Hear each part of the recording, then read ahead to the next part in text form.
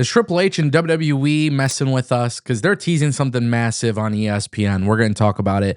Also, in addition to that, we have so much more, and I can't wait to talk about it all because today we're breaking down WWE moving forward, how they plan to counter program AEW, Rey Mysterio's next major role in WWE, and we have a huge update on Rampage Jackson and his son.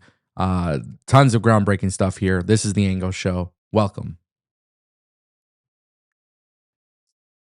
If you guys want more videos like this, don't forget to click that subscribe button as we're in the hunt for 100,000 subscribers.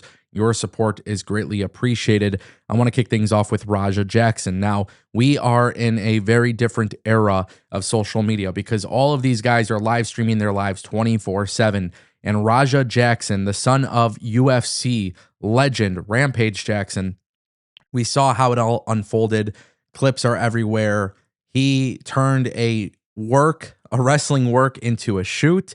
Well, it turns out he was arrested Thursday, and as of today, he was released from jail. Now, if you guys don't remember, Raja was caught on video attacking the wrestler Psycho Stuart Smith, and it was actually a very frightening, a very scary, a very really crazy situation. I mean, honestly, it looked like this man was gone. That's how bad it looked. So for those who don't know, TMZ Sports had provided this huge update. Raja Jackson was booked on a felony charge of battery with serious bodily harm and serious bodily injury. He is bonded out of jail, which was what a jail official told TMZ. Now, this has been one of the most insane stories of the year when it comes to professional wrestling because an outsider, a Twitch streamer, kick streamer, whatever you want to call it, was part of this wrestling work. It turned into something so much bigger, so much more. At this time, it seems as if Psycho Stu is out of the hospital, is doing a lot better, which is phenomenal news. This is just a crazy, crazy situation. And obviously, this has now turned into a legal situation, a legal matter. And because it is a legal matter, it is important that we talk about the facts and the determinations that the court system comes up with. There is so much to this story that I think we all actually know. But with him being bonded out of jail, that's a huge update. The fact that he was arrested and bonded out very quickly, I mean, it tells you that this is going to be a story that's going to be updated on for a while. So as always, I will keep you guys updated, but perhaps maybe this will change the way wrestling companies work with outsiders. We've had some really good experiences. Speed came into WWE. Logan Paul came into WWE. They've all kind of understood their job. This was clearly not that. That brings us to our next topic, ladies and gentlemen. Rey Mysterio, what is he doing moving forward? Well, apparently WWE is planning a major role for Rey Mysterio after his return from injury. As you guys know, Rey Mysterio has been injury prone in the last several years. Thankfully, it appears that he's healthy. According to WrestleVotes Radio, WWE's plans to feature Rey Mysterio in a major role for the company's new AAA partnership is in the works for once he is fully recovered and back in action. It was also said that Mysterio is healing incredibly well following his recent surgery. Sources also indicate that WWE is considering at least one more AAA streaming event before the end of the year, with speculation pointing to Survivor Series weekend in San Diego, which would be a fitting location given Rey Mysterio's deep ties to the city. This is huge, man. Rey Mysterio having a role with AAA moving forward is absolutely the smart thing to do. I think when you look at AAA and some of the success that they've had under the WWE umbrella, they are continuing to set records for the AAA brand, which is phenomenal. And really, what I really want to say about this matter, Rey Mysterio, a veteran of the business, he's going to be great in anything that he does with AAA and WWE. He's going to be the liaison. He's going to be the guy that makes things happen between Shawn Michaels, Triple H, Rey Mysterio. There's a lot of collective minds here that could genuinely benefit the brand. But I just want to give a little bit of a nod to Lucha Libre in America. We just saw an incredible match this past week on AEW with Mascara Dorada. And you see CMLL being introduced in AEW programming. You're seeing AAA being introduced in WWE programming. And I think there's a lot of micro analysis happening here. But genuinely speaking, if you watch any of my content, I've always been a big fan of Lucha Libre, and I've always been a big fan of the cruiserweights and the cruiserweight division. And for me personally, especially being a WCW fan growing up and seeing how they introduced the luchadors.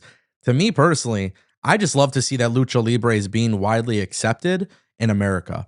Like if WWE were to bring a AAA event to Michigan, I would like to be there. If CMLL and AEW came to Michigan, I would like to be there. So just as like a fan, forget about the micro analysis that everybody's talking about with the small little things, the things that don't matter. I just find it entertaining, and I'm excited to see that so many things are in the work, especially for fans in the United States. That brings us to our next topic, ladies and gentlemen. WWE versus AEW continues to be a very hot topic in 2025. However, there's some interesting news surrounding the WWE's move going forward. So, WrestleVotes came out with this information, which has been, I don't know if it's been aggregated by Dave Meltzer. There's a little bit of confusion there. But the word going around in WWE is that they no longer have plans to counter program AEW for the rest of 2025. So long story short, there's about 3 more pay-per-views for AEW moving forward for the rest of the year. And at this time, it appears that there is no plan for WWE to counter program. I think that's amazing. But I also don't have a problem when WWE counter programs.